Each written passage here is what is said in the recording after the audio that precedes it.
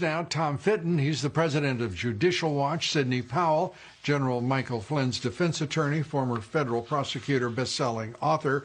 I want to say, first of all, thank you both for being here, and I appreciate it. Sidney, let's start with this election process.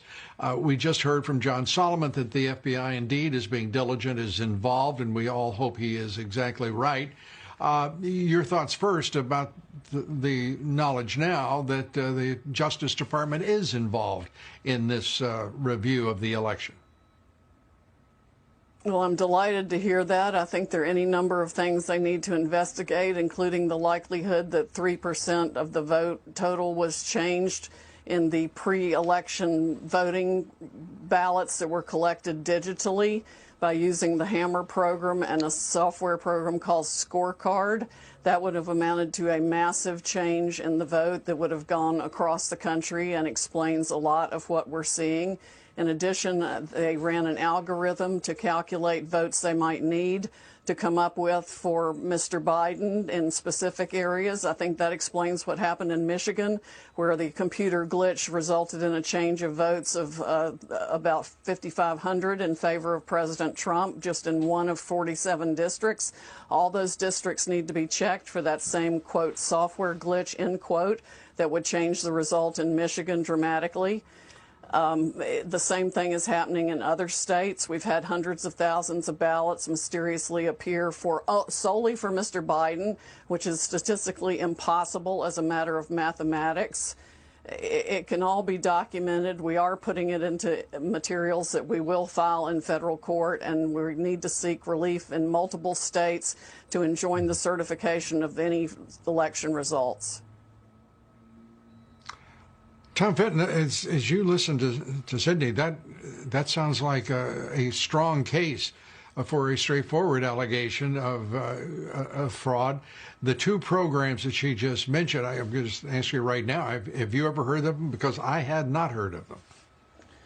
No, I mean, there have been noises about it on the internet, but I don't know anything beyond what Sidney's reporting now. I go back to the numbers you reported at the beginning of the segment. The president was winning on Tuesday. Right. He's not winning now. And he's not winning now as a result of a process that the voters can't have confidence in, the state legislatures can't have confidence in, in my view, the courts can't have confidence in. So the question is, are the courts going to undo what went on? I don't know. But the state legislatures in Georgia, Pennsylvania, Michigan, Wisconsin, perhaps Arizona, they now have an opportunity to make a stand on behalf of the rule of law. Are they going to endorse what went on this week, or are they going to appoint a clean slate of electors that supports President Trump? That could be the next battle. And I would think that activists interested in this issue, and if you're concerned watching this, start talking to your state legislators. And I started asking where Congress is, because Congress, in the end, is going to be the judge of the Electoral College votes. And if I were in Congress, I'd be telling these states, you better keep up on, you better be honest here, because we're not going to accept your votes if your election is a sham. Well, Sidney, let's go back to Hammer and Scorecard. Are those the names that you just used for those programs? What's being done about it, and how broadly were they used by vote counters in various states?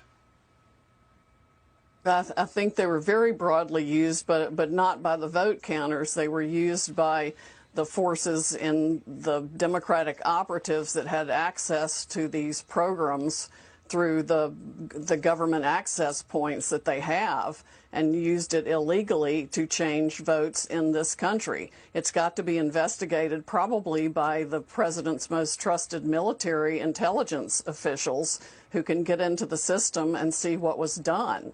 But we do have some evidence that that is exactly what happened. And they've used it against other entities in other countries. It's just been turned recently against our own citizens here to change election results. It's absolutely appalling that that can be done. And whether it's called computer glitches or something else, somebody has actually gone into the system and changed voting results.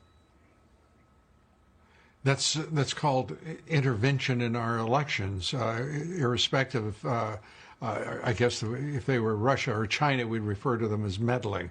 But it's intervention, and it's also crooked as hell, rigging this election no matter the jurisdiction, whether it's Michigan, Georgia, wherever it might be.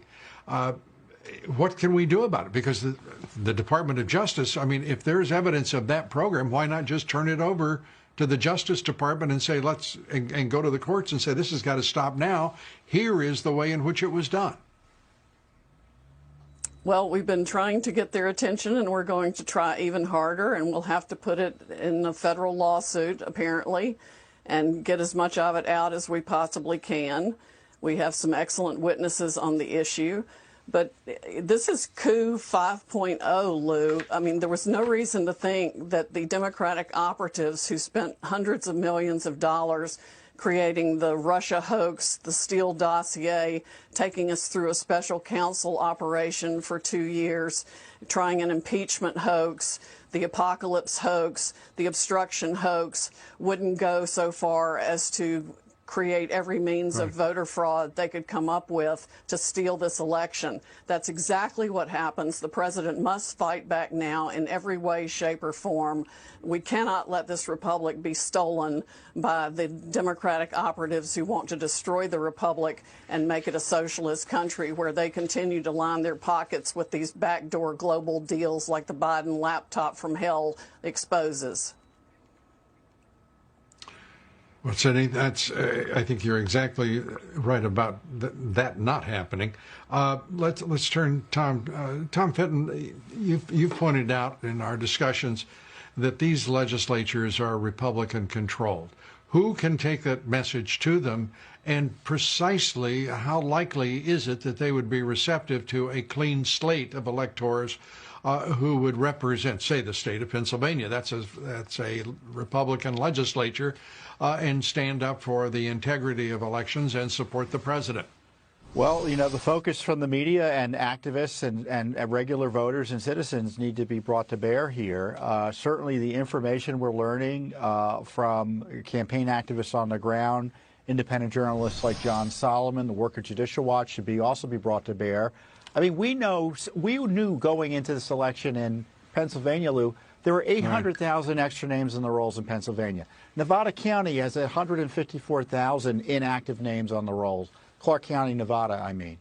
So we've got this problem of dirty election rolls, mailing and balloting being allowed to draw from them. And apparently a Republican Party that doesn't demand that those rolls be cleaned up. I mean, that's crazy. Could you put up that graphic again, please, folks? I want everybody to see what they're looking at, because this is really very important, what Tom's talking about. The control of both chambers of the legislature in these states that are critical right now in deciding who the next president will be: Michigan, Wisconsin, Arizona, Pennsylvania, North Carolina, Georgia. They must play a role in this to preserve the integrity, just as Tom Fitton is urging. And Sidney Powell, what you're breaking here tonight is extraordinary as well. We've got to go. We're at that point. But thank you both for everything you're doing for the country and for the president. We appreciate it. Thanks so much.